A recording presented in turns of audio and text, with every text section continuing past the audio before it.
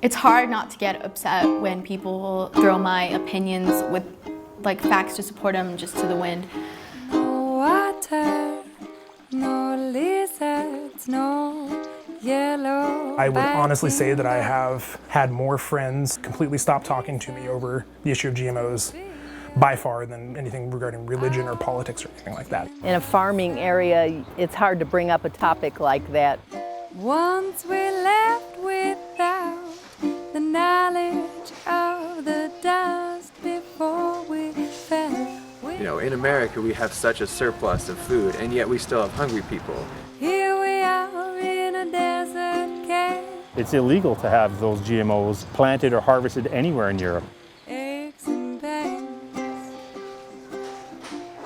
And I think in general, when people learn about GMO, they're wanting to veer away from it, but I believe they may not understand the importance it can have at an agricultural level. My name is Karina Campos. I'm a student at Willard Alternative High School. My name is Cole Moeller, and I live in Missoula, Montana, and I'm an avid gardener who cares a lot about food security and being self-reliant when it comes to food production. When I was growing up, we lived in severe poverty and we didn't have much food like at all, and the food that we did have was usually like junk food or fast food. And I was pretty overweight as a child.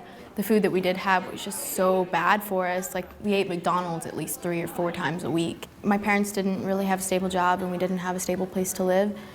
So like, we just ate what was in front of us, which was hot dogs or ramen noodles or something. Now that we live here in Missoula, my dad has a stable job and we eat really good every night. And working at the Peas Farm over the summer, I was able to bring fresh organic vegetables home and to help my mom out and stuff, and she would use them. And I always found that the vegetables I brought home from the farm tasted so much better than the ones my mom would buy at the store. I didn't really think much about food in my life until I was probably 13 or 14 and was exposed to some friends who were vegetarians, and I was actually vegan for 12 or 13 years, I think. I just recently started eating dairy and fish again, but I'm still for the most part a vegetarian. My interest in GMOs has a lot more to do with my belief that an evidence-based view of the world is critical to our moving forward as a species and just in general as people. I mean, we really need to take an evidence-based view of everything. Worldwide, there's a real global kind of campaign to talk about genetically modified organisms and their role in human health. But I would say for our particular customer base and community, it's not entirely the health stuff, it's also a lot of the issues about corporate control and the way that genetically modified organisms are essentially a way of copywriting and owning the essence of life, the kind of code of life, and that's something that I think people find particularly troubling here. It's bad for our environment because we're changing the genetic structure of the plants and stuff that have grown and adapted on our planet to where it's almost not even the same anymore. I find it more befitting of a more, how would you call it, a harsher environment than I would say for a Montana-based environment, or like from where I'm from, Calgary, Alberta. I don't see a need for it. I mean, we have a lot of other things that we can do positively without the influence of GMO-based seeds or plants or, fields for that matter. Farmers are out there to feed us, and if what they're growing is poisonous or hard to digest, what good is it? I'm absolutely concerned about issues around monoculture and one or a handful of companies having control over the food supply or the seed supply or anything like that. Totally, completely understand all of that.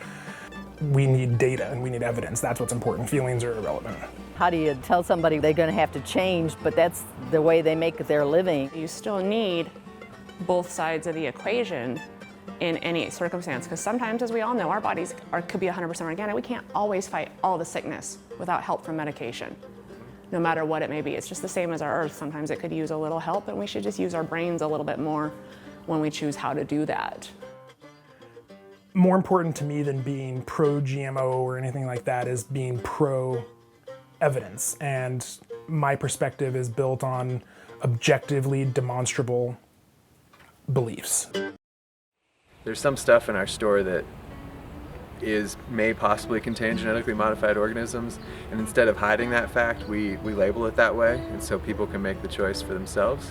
And that's really what we're all about, is getting the best possible, most accurate information to our consumers so that they can make choices on their own. People probably just think that I'm just some teenager who doesn't know what she's talking about, doesn't really know what's going on in the world, but that is not true. I try to stay up on current events, and I try to be involved as much as possible with my community and everything going on around me, because I feel like we are the leaders of tomorrow, and if like teenagers and adolescents and stuff, if they're not involved today, then what's going to make them want to get involved tomorrow when it is their responsibility.